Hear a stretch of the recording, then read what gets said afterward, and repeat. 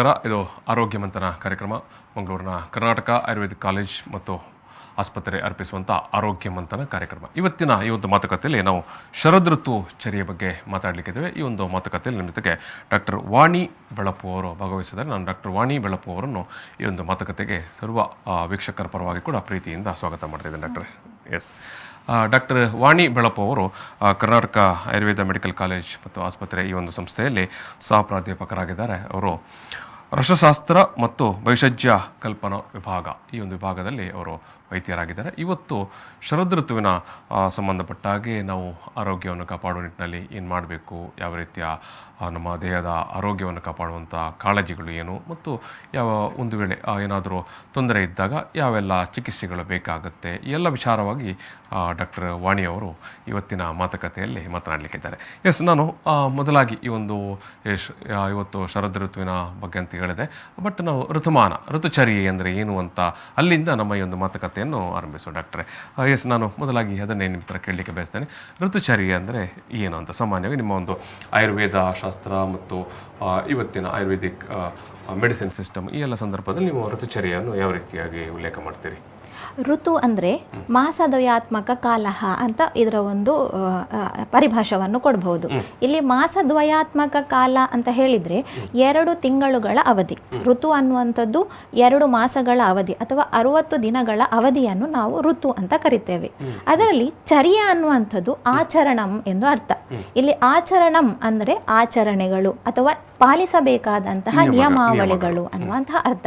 ಹಾಗಾಗಿ ಋತುಚರ್ಯ ಅನ್ನುವಂಥದ್ದು ಋತುಗಳು ಬದಲಾಗುತ್ತಿರುವ ಋತುಗಳಿಗೆ ಅನುಸಾರವಾಗಿ ನಾವು ಪಾಲಿಸಬೇಕಾದಂತಹ ನಿಯಮಾವಳಿಗಳು. ಇದು ಆಹಾರದಲ್ಲಿರಬಹುದು ಅಥವಾ ವಿಹಾರ ರೂಪದಲ್ಲೂ ಕೂಡ ಇರಬಹುದು. ಈಗ ಋತುಚರ್ಯ ಪಾಲನೆಯ ಮಹತ್ವ ಅಂತ ಅದು ಯಾಕೆ ಅದು ತುಂಬ ಮಹತ್ವ ಆಗುತ್ತೆ? ಇಲ್ಲಿ ನಾವು ನಿಜವಾಗಿ ನಮ್ಮ ಭಾರತೀಯ ಒಂದು ಕಾಲಗಣನೆಯ ಪದ್ಧತಿಯನ್ನು ನೋಡ್ತಾ ಹೋದರೆ ಋತುಗಳು ಅಂದರೆ ಈ ಒಂದು ಸಂವತ್ಸರ ಅಂತ ಏನಿದೆ, ಅಂದರೆ ಒಂದು ವರ್ಷ ಅಥವಾ ಒನ್ ಇಯರ್ ಅಂತ ನಾವೇನು ಹೇಳ್ತೇವೆ, ಅಂದರೆ 365 ದಿನಗಳಂತ ಏನು ಹೇಳ್ತೇವೆ, ಅದು 12 ಮಾಸಗಳ ಒಂದು ಅವಧಿ. ಈ 12 ಮಾಸಗಳನ್ನು ಸೂರ್ಯನ ಪಥಸಂಚಲನೆಗೆ ಅನುಗುಣವಾಗಿ ನಾವು ದಕ್ಷಿಣಾಯನ ಮತ್ತು ಉತ್ತರಾಯಣ ಅಂತ 2 ವಿಭಾಗಗಳನ್ನಾಗಿ ಮಾಡ್ಕೊಂಡಿದ್ದೇವೆ. ಇಲ್ಲಿ ಏನಾಗುತ್ತೆ ಅಂದರೆ ಉತ್ತರಾಯಣದಲ್ಲೂ ಕೂಡ ಅಥವಾ ದಕ್ಷಿಣಾಯನದಲ್ಲೂ ಕೂಡ ಈ 6 ಮಾಸಗಳು ಬರ್ತದೆ. ಸಂವತ್ಸರದಲ್ಲಿರುವಂತಹ 12 ಮಾಸಗಳನ್ನು 6 ಗುಂಪುಗಳನ್ನು ಮಾಡಿ ಉತ್ತರಾಯಣ ಮತ್ತು ದಕ್ಷಿಣಾಯನ ಅಂತ ಮಾಡಿದ್ದೇವೆ. ಈ 6 ಮಾಸಗಳನ್ನು ಕೂಡ 2ರಲ್ಲೂ ಬರುವಂತಹ 6 ಮಾಸಗಳಲ್ಲಿ 2 ಮಾಸಗಳಿಗೆ ಒಂದು ಋತುವಿನಂತೆ ವರ್ಷಾವಧಿಯಲ್ಲಿ 6 ಋತುಗಳು ಬರ್ತವೆ. ಅವು ಯಾವಂದ್ರೆ ಶಿಶಿರ, ವಸಂತ, ಗ್ರೀಷ್ಮ, ವರ್ಷ, ಶರದ್ ಮತ್ತು ಹೇಮಂತ. ಇದರಲ್ಲಿ ಶಿಶಿರ, ವಸಂತ ಮತ್ತು ಗ್ರೀಷ್ಮ ಅನ್ನುವಂಥದ್ದು ಉತ್ತರಾಯಣದಲ್ಲಿ ಬಂದ್ರೆ, ವರ್ಷ, ಶರದ್ ಮತ್ತು ಹೇಮಂತ ಅನ್ನುವಂಥದ್ದು ದಕ್ಷಿಣಾಯನದಲ್ಲಿ ಬರ್ತದೆ. ಇಲ್ಲಿ ಏನಾಗ್ತದೆ ಅಂತ ಹೇಳಿದ್ರೆ, ನಮ್ಮ ಭಾರತೀಯ ಒಂದು ಪಂಚಾಂಗದ ಪ್ರಕಾರ ನಮ್ಮ ಕಾಲಗಣನೆಯು ಸೂರ್ಯನ ಪಥಸಂಚಲನೆಯನ್ನು ಅವಲಂಬಿಸಿರುತ್ತದೆ. ನಾವು ಈಗಿನ ಗ್ರೆಗೋರಿಯನ್ ಕ್ಯಾಲೆಂಡರ್ ಪ್ರಕಾರ ಮಾತನಾಡುವುದಾದ್ರೆ ಅದಕ್ಕೂ ಇದಕ್ಕೂ ಸುಮಾರು ವ್ಯತ್ಯಾಸಗಳು ಬರ್ತವೆ. ಹಾಗಾಗಿ ಇಲ್ಲಿ ಸೂರ್ಯನ ಪಥಸಂಚಲನೆಗೆ ಅನುಗುಣವಾಗಿ ಋತುಗಳು ಬದಲಾಗ್ತಾ ಹೋದಾಗ ನಮ್ಮ ದೇಹದ ಒಳಗಿನ ಒಂದು ಏನು ವ್ಯವಸ್ಥೆಗಳಿದೆ ಅದು ಕೂಡ ಬದಲಾಗ್ತಾ ಹೋಗ್ತದೆ. ನಮ್ಗೆ ಗೊತ್ತಿರುವ ಹಾಗೆ ನಮ್ಮ ಆಯುರ್ವೇದದಲ್ಲಿ ಲೋಕಪುರುಷ ಸಾಮ್ಯವಾದ ಅಂತ ನಾವು ಒಂದು ವಿಷಯವನ್ನು ಮಾತಾಡ್ತೇವೆ. ಇಲ್ಲಿ ಏನು ಅಂತ ಹೇಳಿದ್ರೆ, ಲೋಕದಲ್ಲಿ ಏನಿದೆ ಅಂದ್ರೆ ಪ್ರಕೃತಿಯಲ್ಲಿ ಏನಿದೆಯೋ ಅದೇ ವಿಷಯಗಳು, ಅದೇ ಅಂಶಗಳು ನಮ್ಮ ದೇಹದ ಒಳಗೂ ಕೂಡ ಸೂಕ್ಷ್ಮ ಪ್ರಮಾಣದಲ್ಲಿ ಇರ್ತದೆ. ಇಲ್ಲಿ ಋತುಗಳು ಬದಲಾದಾಗ ಏನಾಗ್ತದೆ, ಪ್ರಕೃತಿಯಲ್ಲಿ ಕೂಡ ವ್ಯತ್ಯಾಸಗಳು ಆಗ್ತಾ ಹೋಗ್ತದೆ. ದೇಹ ಪ್ರಕೃತಿ, ಹೊರಗಿನ ಪ್ರಕೃತಿಯಲ್ಲಿ ವ್ಯತ್ಯಾಸ ಆದ ಕೂಡಲೇ ನಮ್ಮ ದೇಹದ ಪ್ರಕೃತಿಯಲ್ಲೂ ಕೂಡ ವ್ಯತ್ಯಾಸಗಳು ನಡೀತಾ ಹೋಗ್ತದೆ. ಅಂದ್ರೆ ನಮ್ಗೆ ಗೊತ್ತಿರುವ ಹಾಗೆ ಆಯುರ್ವೇದವು ಶರೀರವನ್ನು ಹೇಗೆ ಒಂದು ಹೇಳ್ತದೆ ಅಂತ ಹೇಳಿದ್ರೆ, ದೋಷ ಧಾತು ಮಲ ಮೂಲಂ ಹಿ ಶರೀರಂ ಅಂತ. ಇಲ್ಲಿ ದೋಷಗಳು, ಧಾತುಗಳು ಮತ್ತು ಮಲ ಅನ್ನುವಂತ 3 ಅಂಶಗಳಿಂದ ನಮ್ಮ ದೇಹವು ಮಾಡಲ್ಪಟ್ಟಿದೆ. ಈ ದೋಷಗಳ ಬಗ್ಗೆ ಮಾತನಾಡುವುದಾದ್ರೆ ನಮ್ಮ ದೇಹದಲ್ಲಿ ವಾತ, ಪಿತ್ತ ಮತ್ತು ಕಫ ಅನ್ನುವಂತಹ 3 ದೋಷಗಳು ಇವೆ. ಈ ದೋಷಗಳು ಯಾವಾಗ ಸಾಮ್ಯ ಸ್ಥಿತಿಯಲ್ಲಿ ಇರ್ತದೆ ಆವಾಗ ಆ ಒಂದು ಸ್ಥಿತಿಯನ್ನು ನಾವು ಸ್ವಸ್ಥ ಅವಸ್ಥೆ ಅಂತ ಕರಿತೇವೆ, ಆರೋಗ್ಯವಾದ ಅವಸ್ಥೆ ಅಂತ. ಅದೇ ಈ 3 ದೋಷಗಳು ಸಮತೋಲನವನ್ನು ಕಳೆದುಕೊಂಡಾಗ ಅಥವಾ ಅಸಮತೋಲನಗೊಂಡಾಗ ಆ ಅವಸ್ಥೆಯನ್ನು ನಾವು ರೋಗಾವಸ್ಥೆ ಅಂತ ಹೇಳ್ತೇವೆ. ಈ ದೋಷಗಳು ಸಮತೋಲನವನ್ನು ಕಳೆದುಕೊಳ್ಳುವುದಕ್ಕೆ ಅನೇಕ ಕಾರಣಗಳಿರ್ತವೆ. ಅದರಲ್ಲಿ ಈ ಋತುಗಳ ಬದಲಾವಣೆ ಕೂಡ ಒಂದು. ಏನಾಗ್ತದೆ ಅಂತ ಹೇಳಿದ್ರೆ ಇಲ್ಲಿ ಈ ಋತುಗಳು ಬದಲಾಗ್ತಾ ಹೋದಾಗ ನಾನು ಆಗ್ಲೇ ಹೇಳಿದಾಗೆ ದೇಹದ ಒಳಗೆ ಕೂಡ ಸ್ವಲ್ಪ ಮಟ್ಟಿನ ಬದಲಾವಣೆಗಳು ಆಗ್ತಾ ಹೋದ ಹಾಗೆ ನಾವು ಅದಕ್ಕೆ ಸರಿಯಾಗಿ ಆ ಋತುಗಳ ಬದಲಾವಣೆಗೆ ಅನುಗುಣವಾಗಿ ಆಹಾರ ವಿಹಾರಗಳನ್ನು ಪಾಲಿಸದೇ ಹೋದ್ರೆ ಅಲ್ಲಿ ರೋಗ ಅವಸ್ಥೆಯನ್ನು ಉತ್ಪಾದಿಸುವ ಸಾಧ್ಯತೆಗಳು ಹೆಚ್ಚು. ಹಾಗಾಗಿ ಋತುಗಳು ಬದಲಾದಂತೆ ಆಯಾಯ ಋತುವಿಗೆ ಅನುಗುಣವಾಗಿ ಹೇಳಿರುವಂತಹ ಈ ಋತುಚರ್ಯೆ ಅಂದ್ರೆ ಪಾಲಿಸಬೇಕಾದ ನಿಯಮಗಳನ್ನು ಪಾಲನೆ ಮಾಡುವುದು ಅತ್ಯಗತ್ಯ ಅಂತ. ಈಗ ಡಾಕ್ಟರ್ ಈಗ ಪ್ರಸ್ತುತ ನಡೀತಾ ಇರುವಂತದ್ದು ಶರದ್ ಋತು. ಹೌದು. ಏನಿದು ಶರದ್ ಋತುವಿನ ಮಹತ್ವ ಏನು ಮತ್ತು ಶರದ್ ಋತುವಿನಲ್ಲಿ ಯಾವ ರೀತಿಯ ಒಂದು ಆರೋಗ್ಯದ ನಾವು ಲಾಲನೆ ಪಾಲನೆಯನ್ನು ಮಾಡಬೇಕು? ನಾನು ಆಗ್ಲೇ ಹೇಳಿದ ಹಾಗೆ ನಮ್ಮ ಒಂದು ಕಾಲಗಣನೆಯಲ್ಲಿ ನಾವು ದಕ್ಷಿಣಾಯನ ಮತ್ತು ಉತ್ತರಾಯಣ ಅಂತ ಹೇಳಿ ಸೂರ್ಯನ ಪಥ ಸಂಚಲನೆಗೆ ಅನುಗುಣವಾಗಿ ಈ ಒಂದು ಡಿಮಾರ್ಕೇಶನ್ ಅನ್ನು ಮಾಡ್ಕೊಂಡಿದ್ದೇವೆ. ಇದರಲ್ಲಿ ಶರದ್ ಋತು ಅನ್ನುವಂಥದ್ದು ದಕ್ಷಿಣಾಯನದಲ್ಲಿ ಬರುವಂತಹ ಒಂದು ಋತು. ಈ ಋತುವು ವರ್ಷ ಋತುವಿನ ನಂತರ ಮತ್ತು ಹೇಮಂತ ಋತುವಿನ ಮೊದಲು ಬರುವಂಥದ್ದು. ಇಲ್ಲಿ ಏನಾಗ್ತದೆ ಅಂತ ಹೇಳಿದ್ರೆ ಈ ಶರದ್ ಋತುವಿನಲ್ಲಿ ವರ್ಷ ಋತುವಿನಲ್ಲಿ ಭೂಮಿಯು ತಂಪಾಗಿರ್ತದೆ, ಅಂದ್ರೆ ಮಳೆಗಾಲ. ವರ್ಷ ಅಂತ ಹೇಳಿದ್ರೆ ಮಳೆಗಾಲ. ಇಲ್ಲಿ ತಂಪಾಗಿರುವಂತಹ ಭೂಮಿಯು ಶರದ್ ಋತುವಿಗೆ ಬದಲಾದಾಗ ಇಲ್ಲಿ ಬಿಸಿಲಿನ ವಾತಾವರಣ ಶುರುವಾಗ್ತದೆ. ಇಲ್ಲಿ ಬಿಸಿಲಿನ ವಾತಾವರಣ ಶುರುವಾದಾಗ ಈ ಶರದ್ ಋತುವಿನಲ್ಲಿ ಭೂಮಿಯ ಉಷ್ಣತೆ ಕೂಡ ಏರುವುದಕ್ಕೆ ಶುರುವಾಗ್ತದೆ.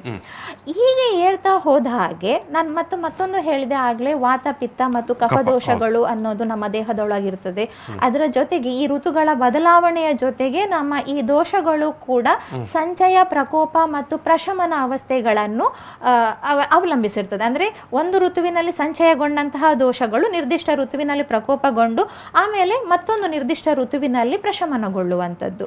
ಹಾಗಾಗಿ ಈ ಶರದ್ ಋತುವಿನ ಬಗ್ಗೆ ಮಾತನಾಡುವುದಾದ್ರೆ ಶರದ್ ಋತುವಿನಲ್ಲಿ ಪಿತ್ತ ದೋಷವು ಪ್ರಕೋಪ ಸ್ಥಿತಿಯಲ್ಲಿ ಇರ್ತದೆ, ಹಾಗೆಯೇ ವಾತ ದೋಷವು ಪ್ರಶಮನ ಸ್ಥಿತಿಯಲ್ಲಿ ಇರ್ತದೆ.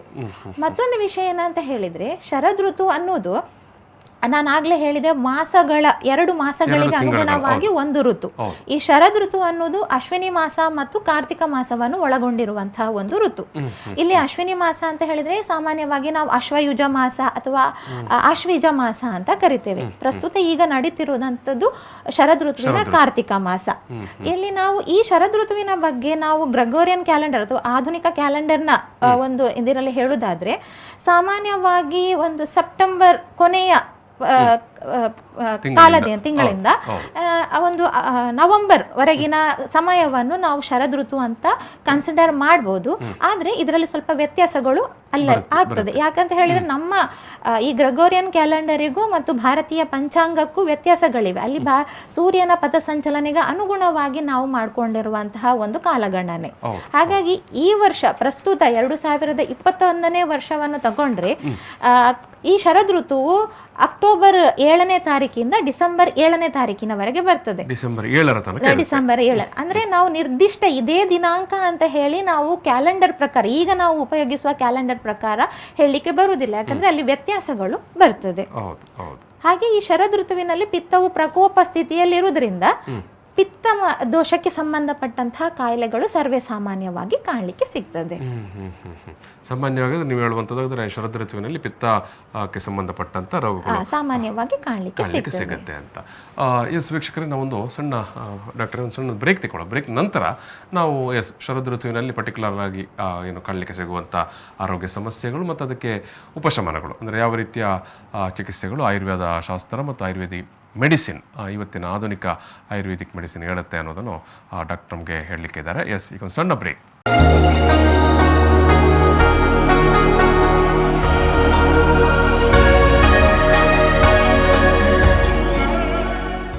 ಆರೋಗ್ಯ ಮಂಥನ ಕಾರ್ಯಕ್ರಮಕ್ಕೆ ಮತ್ತೆ ಸ್ವಾಗತ. ಕರ್ನಾಟಕ ಆಯುರ್ವೇದಿಕ್ ಮೆಡಿಕಲ್ ಕಾಲೇಜ್ ಅರ್ಪಿಸುವಂಥ ಆರೋಗ್ಯ ಮಂಥನ. ಇವತ್ತಿನ ಈ ಒಂದು ಮಾತುಕತೆಯಲ್ಲಿ ನಾವು ಶರದ್ ಋತು ಚರ್ಯೆಯ ಬಗ್ಗೆ ಮಾತಾಡ್ತಾ ಇದ್ದೇವೆ. ಡಾಕ್ಟರ್ ವಾಣಿ ಬೆಳಪು ಅವರು ಈ ಒಂದು ಕಾರ್ಯಕ್ರಮದಲ್ಲಿ ನಮಗೆ ಆರೋಗ್ಯ ಸಂಬಂಧಪಟ್ಟಂಥ ಮಾಹಿತಿಗಳನ್ನು ನೀಡ್ತಾ ಇದ್ದಾರೆ.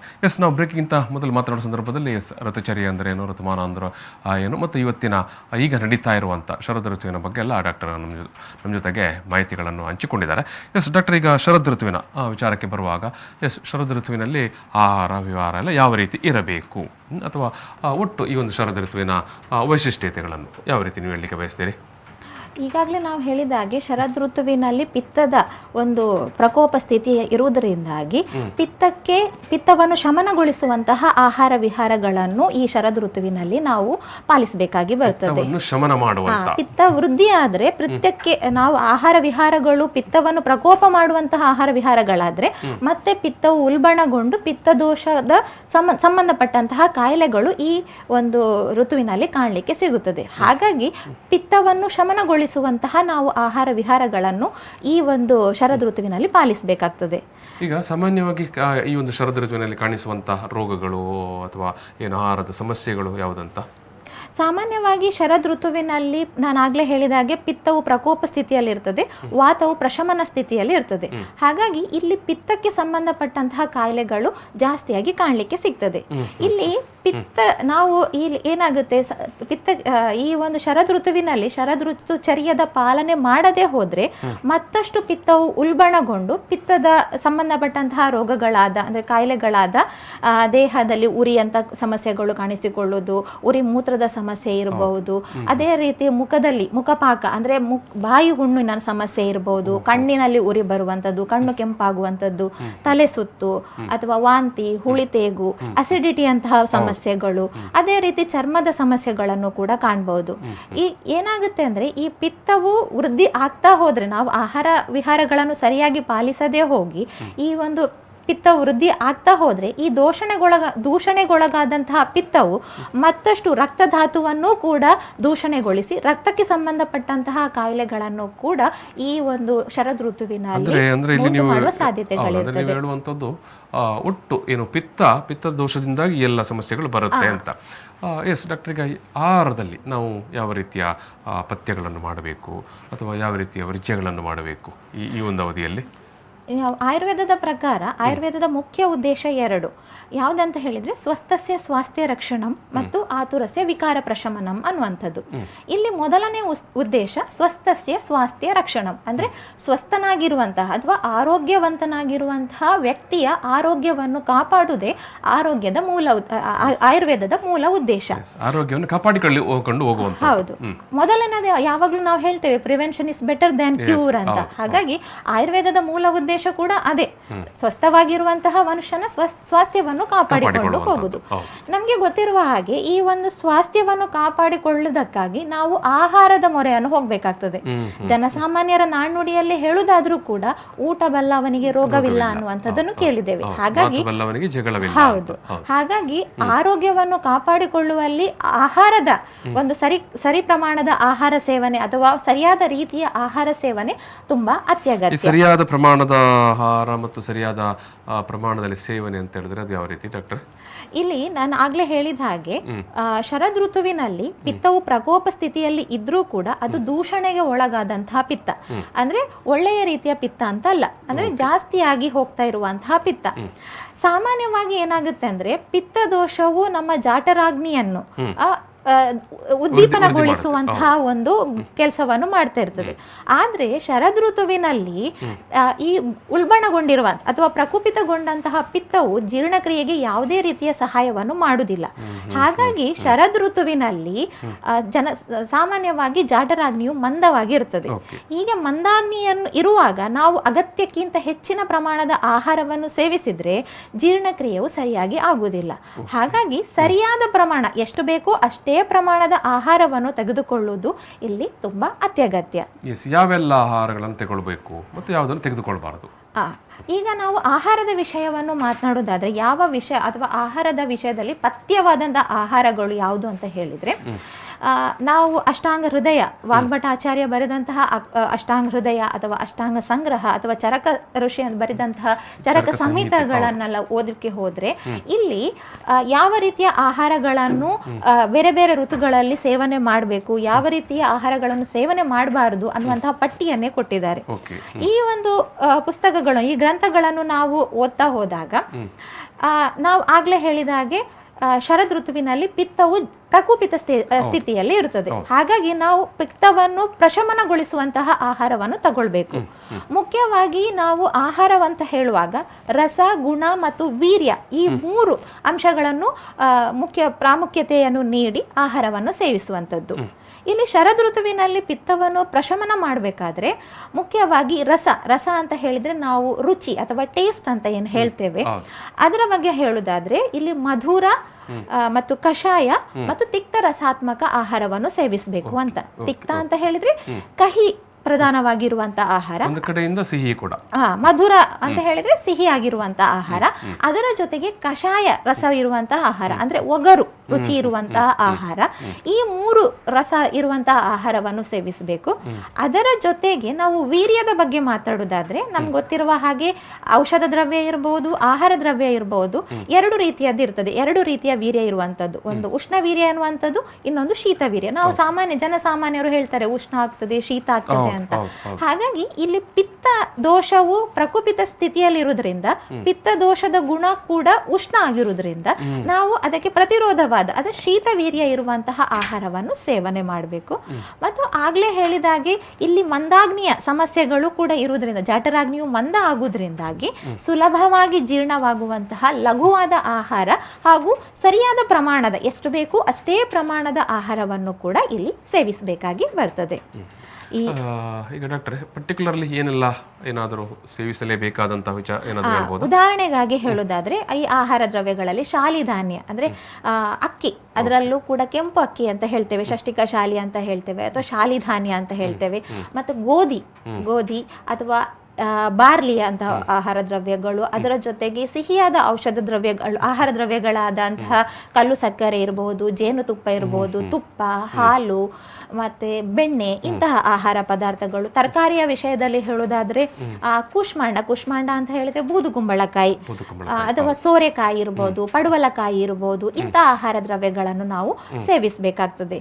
ಇಲ್ಲಿ ಮುಖ್ಯವಾಗಿ ಮಾಂಸಾಹಾರದ ಬಗ್ಗೆ ಮಾತನಾಡುವುದಾದ್ರೆ, ಎಲ್ಲರೂ ಸಸ್ಯಾಹಾರಿಗಳೇ ಇರುವುದಿಲ್ಲ, ಹಾಗೆ ಮಾಂಸಾಹಾರದ ಬಗ್ಗೆ ಮಾತನಾಡುವುದಾದ್ರೆ ಜಾಂಗಲ ಪ್ರಾಣಿಗಳ ಮಾಂಸವನ್ನು ಸೇವಿಸಬೇಕು ಅಂತ ಇಲ್ಲಿ ಒಂದು ಹೇಳ್ತಾರೆ. ಇಲ್ಲಿ ಜಾಂಗಲ ಪ್ರಾಣಿಯ ಮಾಂಸ ಅಂತ ಹೇಳಿದ್ರೆ ಸಾಮಾನ್ಯವಾಗಿ ಇತ್ತೀಚಿನ ದಿನಗಳಲ್ಲಿ ನಾವು ಫಾರ್ಮ್ಗಳಲ್ಲಿ ಸಿಗುವಂತಹ ಪ್ರಾಣಿ ಪಕ್ಷಿಗಳ ಮಾಂಸವನ್ನು ಸೇವಿಸ್ತೇವೆ. ಇಲ್ಲಿ ಈ ಫಾರ್ಮ್ಗಳಲ್ಲಿ ಸಿಕ್ಕುವಂತಹ ಸಾಕಿದಂತಹ ಪ್ರಾಣಿ ಪಕ್ಷಿಗಳ ಮಾಂಸವು ಈ ಒಂದು ಜೀರ್ಣಕ್ರಿಯೆಗೆ ಭಾರವಾಗಿರುತ್ತದೆ, ಅದು ಲಘುವಾಗಿರುವುದಿಲ್ಲ. ಬದಲಿಗೆ ಅದು ಗುರು ಆಹಾರ ದ್ರವ್ಯ ಆಗಿರುವುದರಿಂದ ಜೀರ್ಣಕ್ರಿಯೆಗೆ ಮತ್ತಷ್ಟು ಸಮಸ್ಯೆಗಳನ್ನು ಉಂಟು ಮಾಡುವುದರಿಂದ ಆದಷ್ಟು ಜಾಂಗಲ ಪ್ರಾಣಿಯ ಮಾಂಸಗಳನ್ನು ಸೇವಿಸುವುದು ಅತ್ಯಂತ ಹಿತಕರ. ಇಲ್ಲಿ ಅಂದ್ರೆ ಊರಿನಲ್ಲಿ ಸಾಕಿರುವಂತಹ ಅಲ್ಲಲ್ಲಿ ಓಡಾಡಿಕೊಂಡಿರುವಂತಹ ಅಥವಾ ಕಾಡಿನಲ್ಲಿ ಸಿಗುವಂತಹ ಅಂತ ಅರ್ಥ. ಆದ್ರೆ ಈಗ ಕಾಡಿನಲ್ಲಿ ಬೇಟೆಯಾಡಿಕೊಂಡು ತರುವ ಹಾಗೆ ಇಲ್ಲ, ಹಾಗಾಗಿ ಇಲ್ಲಿ ಊರಿನಲ್ಲಿ ಸಿಗುವಂತಹ ಪ್ರಾಣಿಗಳ ಮಾಂಸಗಳನ್ನು ಸೇವಿಸ್ ಮಾಡುದು. ಡಾಕ್ಟರ್, ಇವಾಗ ಶರದ್ ಋತುವಿನಲ್ಲಿ ಕಾಣುವಂತಹ ಈ ರೋಗಕ್ಕಿಂತಲೂ ಆರೋಗ್ಯ ಸಮಸ್ಯೆಗಳಿಗೆ ಪರಿಹಾರವಾಗಿ ಏನೆಲ್ಲ ಪರಿಹಾರ ಮಾಡ್ತೀರಿ ಅಥವಾ ಯಾವ ರೀತಿಯಲ್ಲಿ, ಯಾವ ವಿಧಾನದಲ್ಲಿ?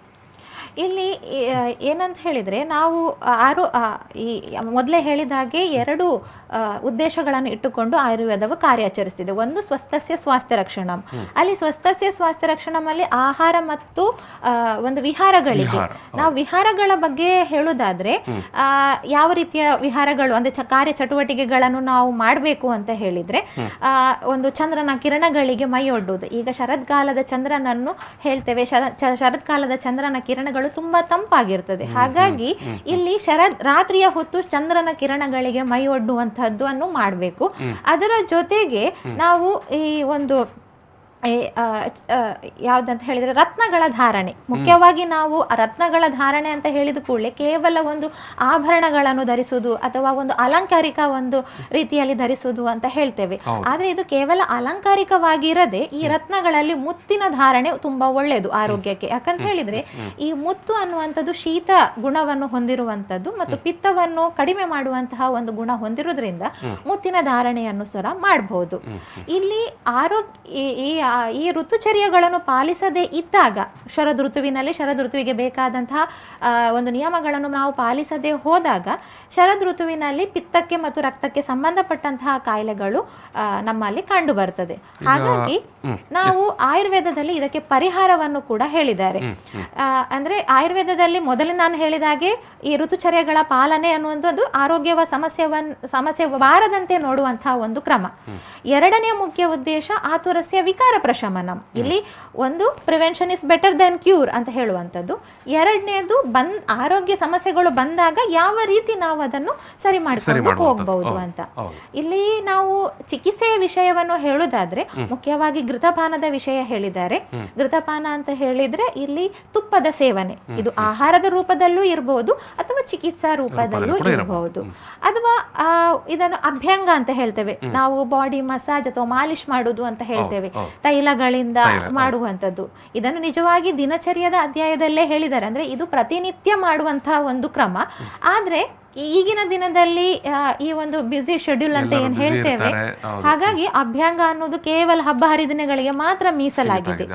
ಈಗ ಈ ಅಭ್ಯಂಗವನ್ನು ನಾವು ಔಷಧಿಯುಕ್ತ ಘೃತದಿಂದ ತೈಲಗಳಿಂದ ಸಹ ಮಾಡಬಹುದು, ಅಥವಾ ಕೇವಲ ಈ ಒಂದು ಈಗ ಕೋಸ್ಟಲ್ ಬೆಲ್ಟ್ ಅಥವಾ ಕರಾವಳಿ ಒಂದು ಭಾಗಕ್ಕೆ ಒಂದು ನಾವು ಹೇಳುವುದಾದ್ರೆ ತೆಂಗಿನ ಎಣ್ಣೆ ಇಲ್ಲಿಯ ಜನರಿಗೆ ಸಾತ್ಮ್ಯ. ಈ ತೆಂಗಿನ ಎಣ್ಣೆಯನ್ನು ಹಚ್ಚಿಕೊಂಡು ಸ್ನಾನ ಮಾಡುವಂಥದ್ದು. ನಿಜವಾಗಿ ಅಭ್ಯಂಗಕ್ಕೆ ಹೇಳಿರುವಂತಹ ಒಂದು ಎಣ್ಣೆ ಅಂದ್ರೆ ತಿಲತೈಲ. ಅಂದ್ರೆ ತಿಲ ಅಂತ ಹೇಳಿದ್ರೆ ಎಳ್ಳೆಣ್ಣೆಯನ್ನು ಉಪಯೋಗ ಮಾಡುವುದು. ಆದರೆ ಇಲ್ಲಿನ ಜನಗಳಿಗೆ ಕರಾವಳಿ ಭಾಗದಲ್ಲಿ ಒಂದು ನಾರಿಕೇಲ ತೈಲ ಅಂದರೆ ತೆಂಗಿನ ಎಣ್ಣೆ ಒಂದು ಸಾತ್ಮ್ಯವಾಗಿರೋದ್ರಿಂದ ಅದರಲ್ಲೇ ಕೂಡ ಮಾಡ್ಕೊಳ್ಬಹುದು. ಅಷ್ಟೇ ಅಲ್ಲದೆ ಒಂದು ಪಿತ್ತದೊಟ್ಟಿಗೆ ರಕ್ತದ ಸಮಸ್ಯೆಗಳು ಕೂಡ ಕಾಣಸಿಗುವುದರಿಂದ ನಾವು ರಕ್ತ ಮೋಕ್ಷಣ ಅನ್ನುವಂತಹ ಚಿಕಿತ್ಸೆಗಳನ್ನು ಕೂಡ ಮಾಡ್ಬೋದು. ಅಥವಾ ಮುಖ್ಯವಾಗಿ ಈ ಒಂದು ಶರದ್ ಋತುವಿನಲ್ಲಿ ಮಾಡುವಂತಹ ಒಂದು ಚಿಕಿತ್ಸೆ ಅಂತ ಹೇಳಿದ್ರೆ ವಿರೇಚನ ಚಿಕಿತ್ಸೆ. ಇದು ವಿರೇಚನ ಚಿಕಿತ್ಸೆ ಅನ್ನುವಂಥದ್ದು ಶರದ್ ಋತುವಿನಲ್ಲಿ ವಿಶೇಷವಾಗಿ ಹೇಳಿರುವಂತಹ ಚಿಕಿತ್ಸೆ. ಯಾಕಂತ ಹೇಳಿದ್ರೆ ಇದು ಪಿತ್ತವನ್ನು ಹೊರಗೆ ಹಾಕುವಂತಹ ಒಂದು ಚಿಕಿತ್ಸೆ.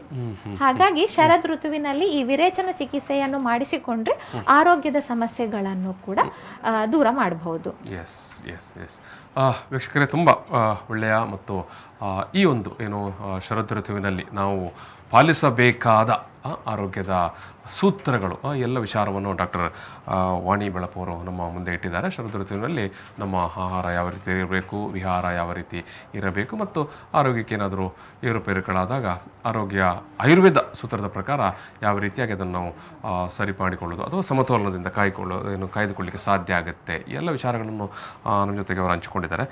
ಎಸ್ ಡಾಕ್ಟರ್, ನಾನು ಈ ಒಂದು ಮಾತುಕತೆಯಲ್ಲಿ ಸಮಾಪನ ಮಾಡ್ತಾ ಇದ್ದೀನಿ. ಬಹುಶಃ ನೀವು ಎಲ್ಲ ವಿಚಾರಗಳನ್ನು ಏನು ಶರದ್ ಋತುವಿನಲ್ಲಿ ನಾವು ಪಾಲಿಸಬೇಕಾದ ವಿಚಾರಗಳನ್ನು ನೀವು ಮುಂದಿಟ್ಟಿದ್ದೀರ ಅಂತ ನಂಬ್ತೇನೆ. ಇಲ್ಲಿ ನಾನು ಆಗ್ಲೇ ಹೇಳಿದ ಹಾಗೆ ಈ ಬೇರೆ ಬೇರೆ ಚಿಕಿತ್ಸೆಗಳನ್ನು ಹೇಳಿದ್ದಾರೆ. ಈ ಎಲ್ಲಾ ಚಿಕಿತ್ಸೆಗಳು ನಮ್ಮ ಕರ್ನಾಟಕ ಆಯುರ್ವೇದ ಮೆಡಿಕಲ್ ಕಾಲೇಜು ಮತ್ತು ಆಸ್ಪತ್ರೆಯಲ್ಲಿ ಲಭ್ಯವಿದೆ.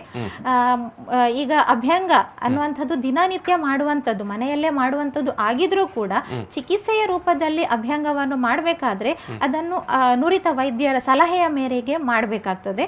ಅದೇ ರೀತಿ ರಕ್ತಮೋಕ್ಷಣ ಚಿಕಿತ್ಸೆ, ಇಲ್ಲಿ ರಕ್ತಮೋಕ್ಷಣ ಚಿಕಿತ್ಸೆ ಅನ್ನುವಂಥದ್ದು ದೂಷಿತಗೊಂಡಂತಹ ರಕ್ತವನ್ನು ದೇಹದಿಂದ ಹೊರಹಾಕುವಂತಹ ಚಿಕಿತ್ಸೆ. ಅದು ಕೂಡ ನುರಿತ ವೈದ್ಯರ ಸಹಾಯದಿಂದಲೇ ಮಾಡಬೇಕಾಗ್ತದೆ, ಅವರ ಮಾರ್ಗದರ್ಶನದಿಂದಲೇ ಮಾಡಬೇಕಾಗ್ತದೆ. ಮತ್ತೊಂದು ವಿರೇಚನ ಚಿಕಿತ್ಸೆ, ನಾನು ಆಗಲೇ ಹೇಳಿದಾಗೆ ಶರತ್ ಕಾಲದಲ್ಲಿ ಪಿತ್ತವು ಪ್ರಕೋಪಗೊಂಡಿರುವುದರಿಂದ ಶರತ್ ಕಾಲದಲ್ಲಿ ಪಿತ್ತವನ್ನು ಹೊರಗೆ ಹಾಕುವಂತಹ ಚಿಕಿತ್ಸೆಯನ್ನು ಮಾಡಬೇಕಾಗ್ತದೆ. ಇಲ್ಲಿ ವಿರೇಚನ ಅನ್ನುವಂಥದ್ದು ಪಂಚಕರ್ಮ ಚಿಕಿತ್ಸೆಗಳಲ್ಲಿ ಒಂದು. ಇದರಲ್ಲಿ ಮುಖ್ಯವಾಗಿ ಸ್ನೇಹಪಾನ ಮಾಡುವಂಥದ್ದು, ಅದರ ಜೊತೆಗೆ ಅಭ್ಯಂಗ ಮಾಡುವಂಥದ್ದು, ಸ್ವೇದನ ಮಾಡುವಂಥದ್ದು, ಆ ನಂತರ ವಿರೇಚನ ದ್ರವ್ಯಗಳನ್ನು ಔಷಧ ರೂಪದಲ್ಲಿ ಕೊಟ್ಟು ಆ ವಿರೇಚನವನ್ನು ಮಾಡಿಸುವಂಥದ್ದು, ಆ ನಂತರ ಸಂಸರ್ಜನ ಕ್ರಮಗಳನ್ನು ನಾವು ಪಾಲಿಸಬೇಕಾದಂತಹ ಒಂದು ನಿಯಮಗಳು ಇವೆ. ಈ ಎಲ್ಲ ಚಿಕಿತ್ಸೆಗಳನ್ನು ನಾವು ಮನೆಯಲ್ಲಿ ಮಾಡ್ಕೊಳ್ಳಿಕ್ಕೆ ಆಗುವುದಿಲ್ಲ. ಇದಕ್ಕೆ ತಜ್ಞ ವೈದ್ಯರ ಒಂದು ಮಾರ್ಗದರ್ಶನ ಅತ್ಯಗತ್ಯ. ನಮ್ಮ ಕರ್ನಾಟಕ ಆಯುರ್ವೇದ ಮೆಡಿಕಲ್ ಕಾಲೇಜು ಮತ್ತು ಆಸ್ಪತ್ರೆಯಲ್ಲಿ ಈ ಎಲ್ಲ ಚಿಕಿತ್ಸೆಗಳು ತಜ್ಞ ವೈದ್ಯರ ಮಾರ್ಗದರ್ಶನದಲ್ಲಿ ಸಿಗುತ್ತದೆ. ಹಾಗಾಗಿ ಸಾರ್ವಜನಿಕರು ಈ ಎಲ್ಲ ಚಿಕಿತ್ಸೆಗಳ ಒಂದು ಸದುಪಯೋಗವನ್ನು ಪಡೆದುಕೊಳ್ಳಬೇಕಾಗಿ ವಿನಂತಿ. ಎಸ್ ಒಳ್ಳೆಯ ವಿಚಾರಗಳು, ಒಳ್ಳೆಯ ಮಾಹಿತಿಯನ್ನು ಇವತ್ತು ಡಾಕ್ಟರ್ ವಾಣಿ ಬೆಳಪು ಅವರು ನಮ್ಮ ಮುಂದೆ ಇಟ್ಟಿದ್ದಾರೆ. ಶರದ್ ಋತುವಿನ ಸಂದರ್ಭದಲ್ಲಿ ಏನು ಆರೋಗ್ಯವನ್ನು ಕಾಪಾಡಿಕೊಳ್ಳುವ ನಿಟ್ಟಿನಲ್ಲಿ ಪಾಲಿಸಬೇಕಾದಂಥ ಏನು ನಿಯಮಗಳು ಅಥವಾ ಒಂದು ಆರೋಗ್ಯ ಸೂತ್ರ. ಎಸ್ ಡಾಕ್ಟರ್, ನಾನು ಎಲ್ಲ ಸಮಸ್ತ ವೀಕ್ಷಕರ ಪರವಾಗಿ ನಿಮಗೆ ಧನ್ಯವಾದ ಸಮರ್ಪಣೆ ಮಾಡ್ತೇನೆ. ಧನ್ಯವಾದಗಳು. ಎಸ್ ವೀಕ್ಷಕರೇ, ಶರದ್ ಋತುವಿನಲ್ಲಿ ಆರೋಗ್ಯವನ್ನು ಯಾವ ರೀತಿಯಾಗಿ ಕಾಪಾಡಿಕೊಳ್ಳಬಹುದು ಮತ್ತು ಯಾವ ರೀತಿಯಾಗಿ ಆಯುರ್ವೇದ ಚಿಕಿತ್ಸೆ ಲಭ್ಯವಿರುತ್ತೆ ಈ ಸಂದರ್ಭದಲ್ಲಿ ಅನ್ನೋ ಬಗ್ಗೆ ಡಾಕ್ಟರ್ ವಾಣಿ ಬೆಳಪು ಅವರು, ಕರ್ನಾಟಕ ಆಯುರ್ವೇದಿಕ್ ಮೆಡಿಕಲ್ ಕಾಲೇಜ್ ಮತ್ತು ಆಸ್ಪತ್ರೆ ಇಲ್ಲಿಯ ತಜ್ಞ ವೈದ್ಯರು ನಮ್ಮ ಮುಂದೆ ಇಟ್ಟಿದ್ದಾರೆ. ಎಸ್, ನಾನು ಈ ಒಂದು ಮಾತುಕತೆಯನ್ನು ಇಲ್ಲಿ ಸಮಾಪನ ಮಾಡುವಾಗ ಮತ್ತೊಮ್ಮೆ ಎಲ್ಲರಿಗೂ ನಮಸ್ಕಾರ ಹೇಳಿ ಈ ಒಂದು ಮಾತುಕತೆ ಸಮಾಪನ ಮಾಡ್ತಿದ್ದೀನಿ. Thank you.